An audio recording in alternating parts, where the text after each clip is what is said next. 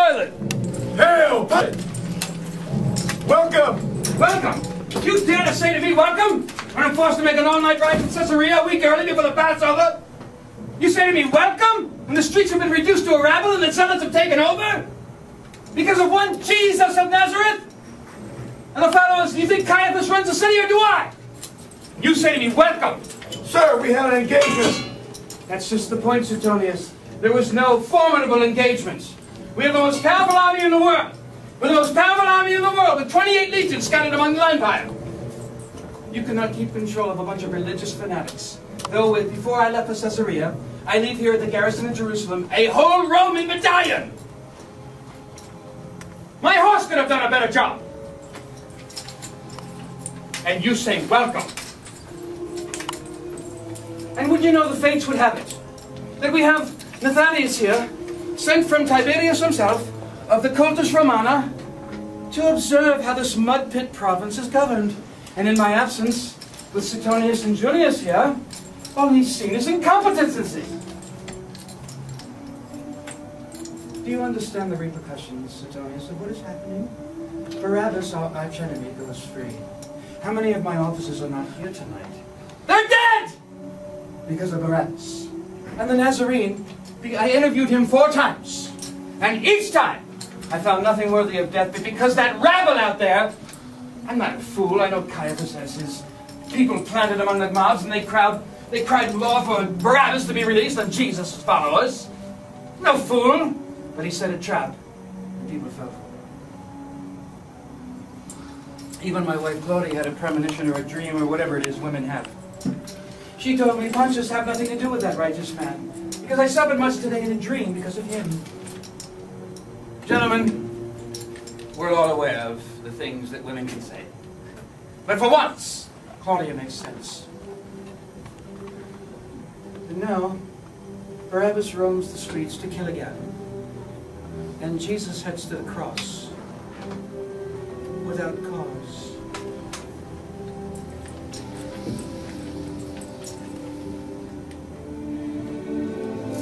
The plot only thickens, gentlemen. Stephanos, you are a slave, are you not? And isn't the price of a slave these days in Jerusalem, a common slave, 30 pieces of silver? Yes.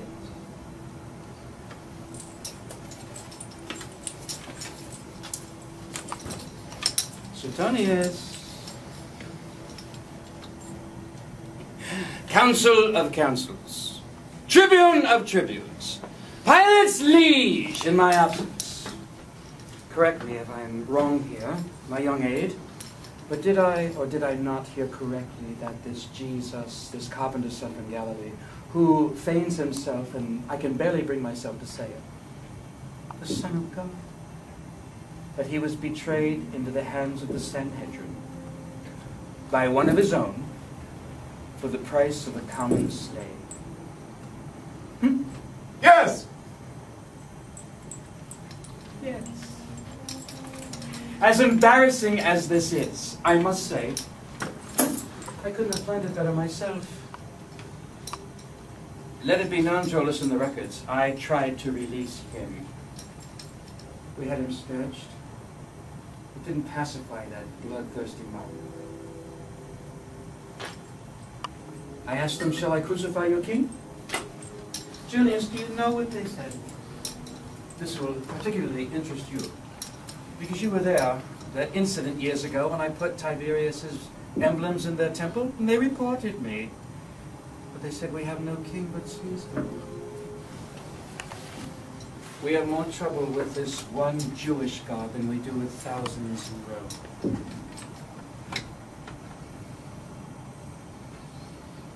How does one govern such people?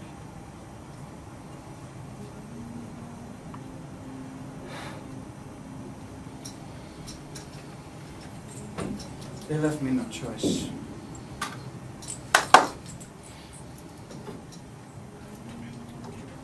I told them, Suetonius, I wash my hands of the blood of this innocent man. You know what they said, Antoninus?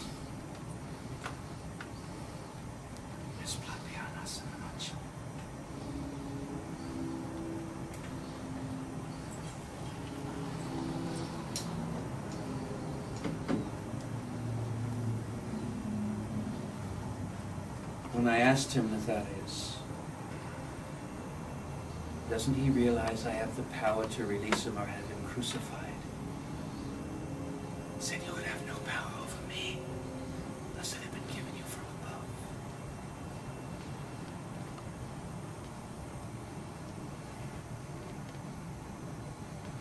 Gentlemen, there's one question we must ask, and the fate of the empire, I greatly fear, hinges on the response.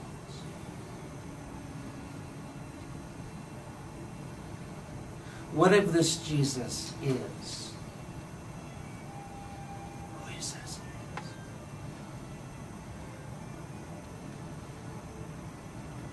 Rome's days are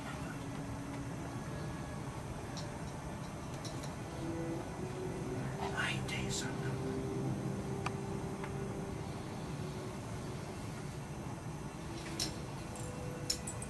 Century.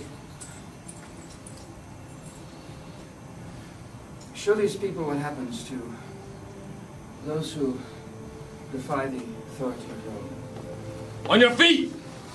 Jolas, send a dispatch to His Eminence the Legate of Syria, Lucius alias Lamia, requesting that he send a legion from Syria to Jerusalem post-haste for Pilate's disposal, and crush this rebellion once and for all and restore order in the city. Send it by cavalry, of course, double guard, armed. Send it at night with no fanfare, not even a drum.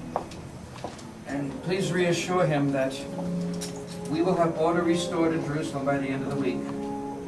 And Nathanius, please, when you get back to Rome, please convey my sincere wishes to Tiberius, and also my regrets and also my resolve that this embarrassment will not happen next year.